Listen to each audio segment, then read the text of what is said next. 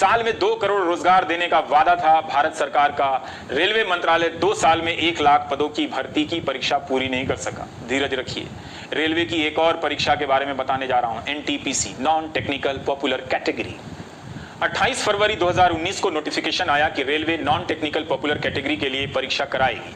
35,000 vacancy का ऐलान हुआ। 1 मार्च 2019 से लेकर 12 अप्रैल 2019 के बीच परीक्षा के फॉर्म भरने की प्रक्रिया चलती रही, जिसमें फॉर्म भरने से लेकर ऑनलाइन फीस जमा करना शामिल था। इस नोटिफिकेशन में लिखा था कि जून से सितंबर 2019 के बीच परीक्षा होगी। अगस्त सितंबर 2020 आ चुका है, परीक्षा नहीं हुई है। इसके लिए क्यों नहीं आंदोलन हो रहा है? नीट और जेईई की तरह सरकार क्यों नहीं आगे बढ़कर कह रही है कि हम नौजवानों की एनटीपीसी की परीक्षा लेंगे, उन्हें ज्वाइनिंग लेटर पकड़ाएंगे, जबकि इन्होंने कई बार अपनी परीक्षा को लेकर ट्रेंड कराए हैं। 2019 में आरआरबी, एनटीपीसी और ग्रुप डी की वैकेंसी आई थी, जो कि तकरीबन 1 लाख के करीब थी। उसमें हमने फॉर्म फिलअप किया था और उसमें 500 रुपये देकर हमने फिलअप किए थे फॉर्म। अभी तक उसका कोई भी एग्जामिनेशन का कोई भी नोटिफिकेशन नहीं आया है, जो कि काफ़ी डिले हो चुकी है एग्जामिनेशन में। सरकार को इस पर ध्यान देना चाहिए, क्योंकि हम लोग गरीब फैमिली से बिलोंग करते हैं और अधिक दिनों तक अपनी तैयारी को जारी नहीं रख सकते हैं।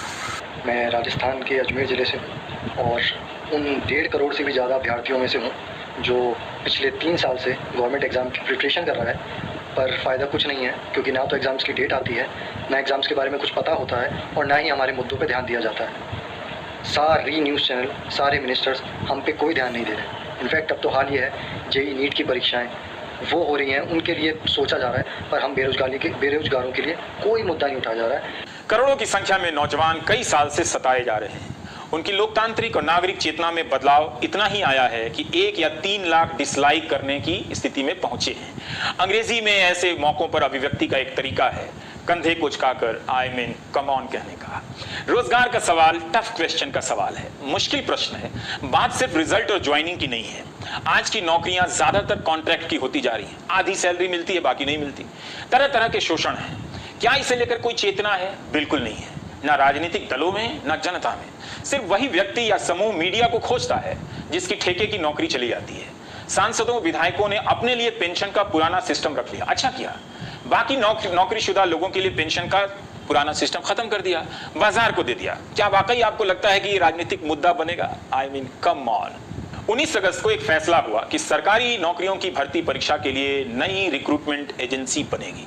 प्रधानमंत्री ने तुरंत ट्वीट किया, लेकिन रिजल्ट नहीं निकल रहा है, परीक्षा नहीं हो रही है, ज्वाइनिंग नहीं हो रही है। उसके लाखों ट्वीट उनके हैंडल से टैग किए गए, मगर किसी मंत्री तक ने जवाब नहीं दिया। मगर जिस दिन जब नई भर्ती एजेंसी बनाने का फैसला हुआ तो कितने उत्साह से कई प्रकार के मंत्री उस फैसले को ट्वीट कर रहे थे। यानी एक बड़ी समस्या के ऊपर एक नई एजेंसी के ख्वाब की चादर डाल रहे थे ताकि ऊपर से सोफा या बिस्तर गंदा ना लगे। जबकि नई भर्ती एजेंसी में रेलवे और एसएससी की परीक्षाओं को भी शामिल किया गया था, मगर उनकी पुरानी परीक्षाओं की बात तक नहीं की गई। कई जिलों में परीक्षा केंद्र पहले से बने हैं, तभी तो नीट और जेईई की परीक्षा हो रही है। मगर पत्रकार से लेकर ट्विटर के अनुचरों को लगा कि कोई नई व्यवस्था बनने जा रही है। अगर ये परीक्षा केंद्र ना बने होते तो आज किसके दम पर ये नीट और जेईई की परीक्षाएं होती? आप इतना ही अंदाजा लगा लें।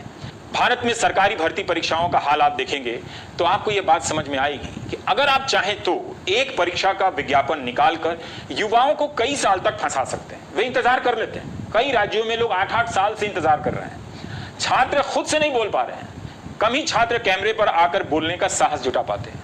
समझा जा सकता है। उनके बदले गणित के एक शिक्षक ने वीडियो बयान जारी किया। आज ये भी चला कि कोचिंग में पढ़ाने वाले कई टीचर हम छात्रों के हित में बयान जारी कर रहे हैं। तो शिक्षकों से ही छात्रों की पीड़ा समझ लीजिए, इतना भी अच्छा है। जो एनटीपीसी आरआरबी के एग्जाम में 2.5 करोड़ बच्चों से फॉर्म भरवा के 500 रुपए फीस वसूल के बोलते हैं कि 400 रुपए बाद में वापस करेंगे। कितना बढ़िया धंधा चल रहा है, कमाल का तरीका है साहब का रेवेन्यू वसूलने का, और सरकार का इस पे कोई ध्यान नहीं है। आज 1.5 से 2 साल होने वाले हैं एनटीपीसी और आरआरबी में। एक बार ये कहते हैं हमें कोई एजेंसी नहीं मिल रही एग्जाम कराने के लिए, लेकिन हमारे देश की मीडिया इन सबको दिखाने का उसके पास कोई टाइम नहीं है। वो बस एक मुद्दा पकड़ लेंगे, उनको भी पता है सबको मजा आ रहा है, यही दिखाओ यही दिखाओ। मीडिया के सारे चैनल पे मिलकर एक बार बोल देना 2-2 मिनट, तो भी कुछ नहीं होने वाला, क्योंकि सरकार के कान पे मीडिया की बातों की अब जू नहीं रेंगती। सरकार और मीडिया एक हो चुकी हैं। 17 का एग्जाम 2021 आने को है, 4 साल में आप एक नौकरी की ज्वाइनिंग नहीं दे पा रहे। आप पूरे देश का चुनाव 1 महीने में खत्म करा देते हैं। छात्र परेशान हैं, करोड़ों की संख्या में। अच्छी बात है कि कोचिंग में पढ़ाने वाले शिक्षक उनके बदले बोल रहे हैं। बस इतना ध्यान रहे कि सारा अकाउंट ठीक होना चाहिए।